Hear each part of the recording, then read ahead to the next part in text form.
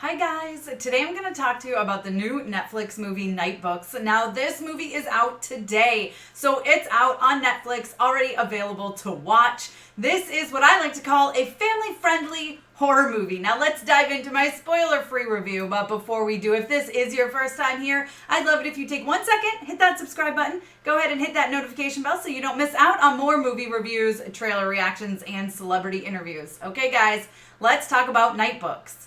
Hey, Tessa from MamasGeeky here. Thank you so much for stopping by my YouTube channel. Okay, so let's start off by saying Nightbooks is directed by Sam Raimi, and it is very clearly directed by Sam Raimi, right? He has a very specific cinematic style, and that is present here in Nightbooks, which is one of the reasons I love him so much when it comes to horror movies, because I think he really helps to add that tension and the intensity in horror films, and that's something he does with Nightbooks. Now, let's talk about just how scary this is. Let's start right off with that. Is this too scary for kids? Well, I have an 8 and a 10-year-old. We watched it all the way through, and they were fine. I mean, my 8-year-old got a little scared towards the end. She covered her eyes a little bit, but she said she was brave and she didn't have any nightmares. So, I mean, listen, it's intense, right? And I gotta say, parents know their kids best. Now, we watch more I don't want to say mature stuff, but more highly rated stuff, higher rated stuff with our children, okay? It's not something we've ever kept from them is movies. They watch a lot of PG-13 stuff, so to them, this was a little mild compared to some of the stuff that they watch.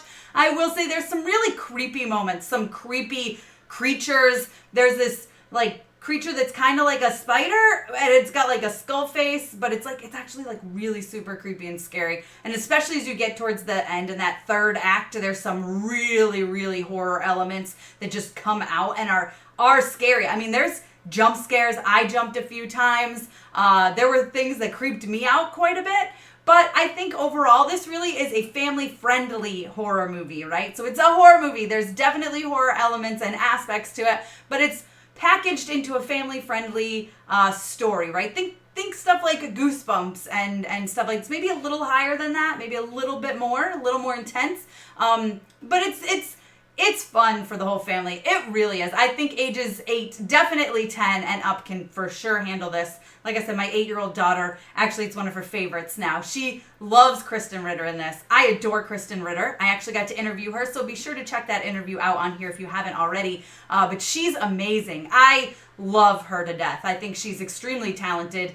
We've seen her in stuff like Breaking Bad, and of course as Jessica Jones, one of my favorite roles of hers. But I think she's just phenomenal in everything she does, and she does a really great job of capturing Natasha the witch, right? She's a little cold. She's very mean to the children, which is a little bit scary at times.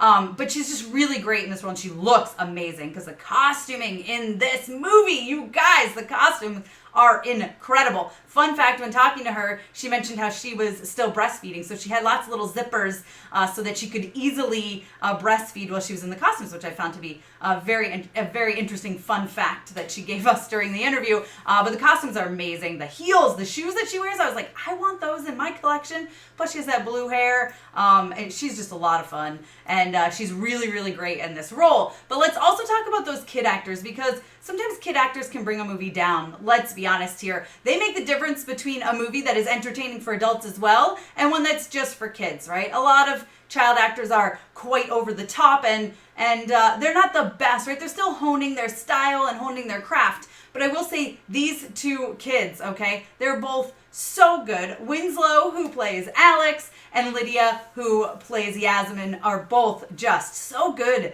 in this. They have great chemistry, the two of them together. It feels like they must have made a bond for life and become friends for life. And if that's not true, they do a great job of bringing that across on the screen. I also got to chat with them, so make sure you check out that interview on here.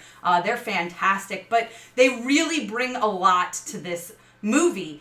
They make it really believable. They're in it, right? And Winslow talked about how he's actually a major fan of horror, just like Alex, and I think that really comes across on this, and it feels like he was kind of just playing himself, which is perhaps why he's so darn good and steals pretty much every scene he's in. Now, I will say, as I was talking about the creepy stuff earlier, there's some really cool stuff on the set as well. There's this night nursery, which we did get to see in the trailer, that is just absolutely beautiful, and it looks really great, although it's very creepy. but that scene is a lot of fun. And listen, this movie is based on a book. So if you're afraid that it's going to be a little too scary for your children or yourself, I mean, go ahead and check the book out first. I went into it blind, but I will say now I'm very intrigued to read the book. One thing that's really cool in here too is there's stories within stories, right? So the concept of this movie of Nightbooks is that Alex gets lured into this apartment by a witch, and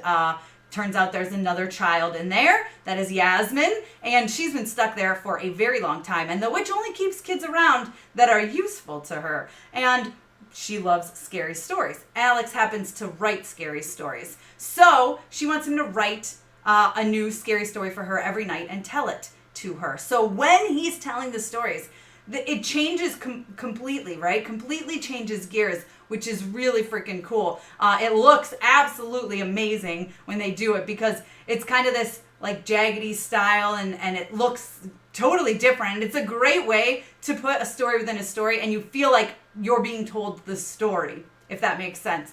I loved it. Listen, Nightbooks is a lot of fun. Like I said, it's got a lot of horror elements. It's creepy. I love creepy stuff. This is the perfect Halloween season movie. It's fun for the whole family, and it's out on Netflix now. The cast is incredible. The sets are amazing. The costumes are amazing, and the story's actually really, really good. I have my fingers crossed for a sequel. Apparently, a sequel to the book is coming out soon, so hopefully that means we'll get a movie sequel too, and of course, I hope they bring this whole cast back. Now, the only issue with this movie is it is a kids movie, or it's geared towards kids, I should say. Like I said, family-friendly horror, but it's definitely geared towards kids where it gets quite a bit predictable, especially once you're in the middle of that second act.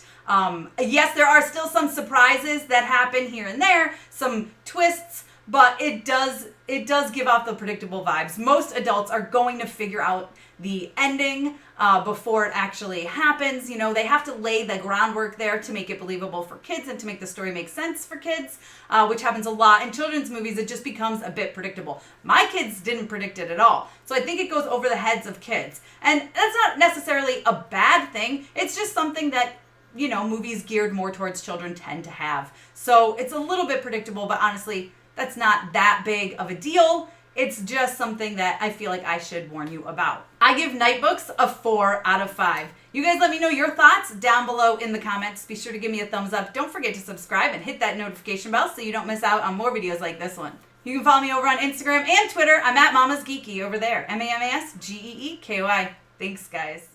Thank you so much to all of my monetary supporters, my members here on YouTube, as well as my patrons. If you haven't joined yet, please consider doing so. We have some really awesome perks, including a monthly Zoom meeting where we get to talk face to face.